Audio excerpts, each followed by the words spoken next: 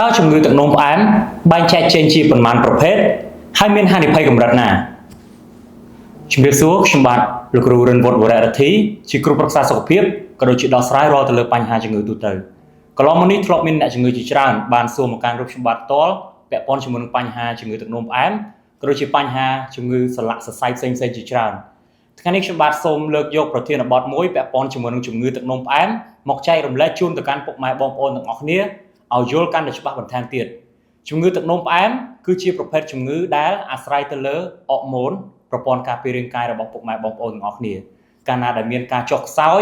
មានការវិវត្តគឺចាប់ផ្ដើមធ្វើទុក្ខបន្តិចម្ដងហើយជំងឺទឹកនោមផ្អែមនេះទៀតសោតកាលណាដែលពុកម៉ែបងប្អូនទាំងអស់គ្នាធ្វេសប្រហែសមិនបានរកដំណោះស្រាយបានដិតដល់មិនបានរកដំណោះស្រាយឲ្យបានទាន់ពេលវេលានោះទេគឺមានផលប៉ះពាល់យ៉ាងច្រើនពាក់ព័ន្ធជាមួយនឹងបញ្ហាសរីរាង្គផ្សេងៗជាច្រើនទៀតដូចជាពាក់ព័ន្ធជាមួយនឹងបញ្ហាសន្លាក់សរសៃពាក់ព័ន្ធជាមួយនឹងបញ្ហាចរន្តឈាមពាក់ព័ន្ធជាមួយនឹងបញ្ហាក្រលៀនតម្រងនោមពាក់ព័ន្ធជាមួយនឹងបញ្ហាសរីរាង្គរាងកាយផ្សេងៗជាច្រើនទៅមុខទៀតជំងឺទឹកនោមផ្អែមត្រូវបានអ្នកវិទ្យាសាស្ត្ររកឃើញក៏ដូចជាបែងចែកចេញជាពីរប្រភេទធំៗ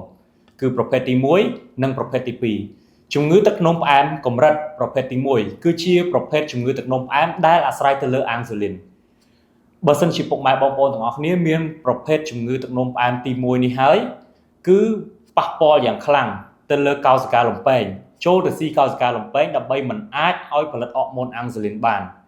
ដូច្នេះបើសិនជាបងប្អូនមានបញ្ហាជំងឺទឹកនោមផ្អែមប្រភេទទី1គឺតម្រូវឲ្យចាក់អរម៉ូនអាំងស៊ូលីនជាប្រចាំដើម្បីតាមដាននៃជំងឺក៏ដូចជាទប់ស្កាត់មិនឲ្យវិវត្តទៅជាបញ្ហាជំងឺធ្ងន់ៗទៅថ្ងៃមុខ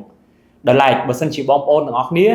មានជំងឺទឹកនោមផ្អែមកម្រិត2គឺធ្ងន់ជាងកម្រិត1ទៀតហើយមនុស្សភាគច្រើនស្ទើរតែ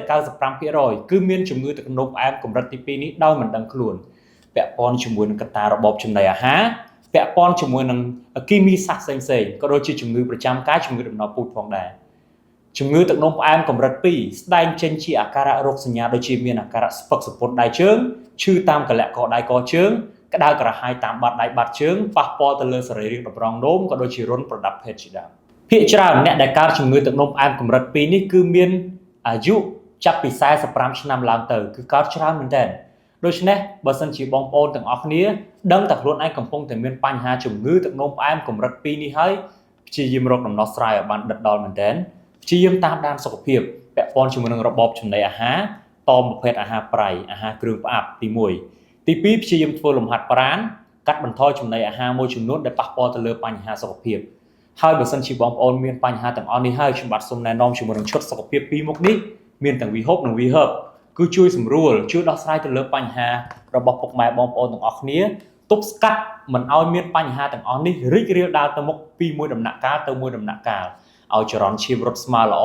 មិនឲ្យជាតិស្ករលើសមិនឲ្យជាតិស្ករខ្វះនៅក្នុងឈាមជួយទប់ស្កាត់ពីជំងឺប្រចាំកាយធ្ងន់ៗមួយចំនួនទៅថ្ងៃមុខផងដែរដូច្នេះបើសិនជាពុកម៉ែបងប្អូនទាំងអស់គ្នាកំពុងតែមានបញ្ហានេះកើតឡើងក៏ដូចជាមានចម្ងល់អ្វីផ្សេងពាក់ព័ន្ធជាមួយនឹងបញ្ហាសុខភាព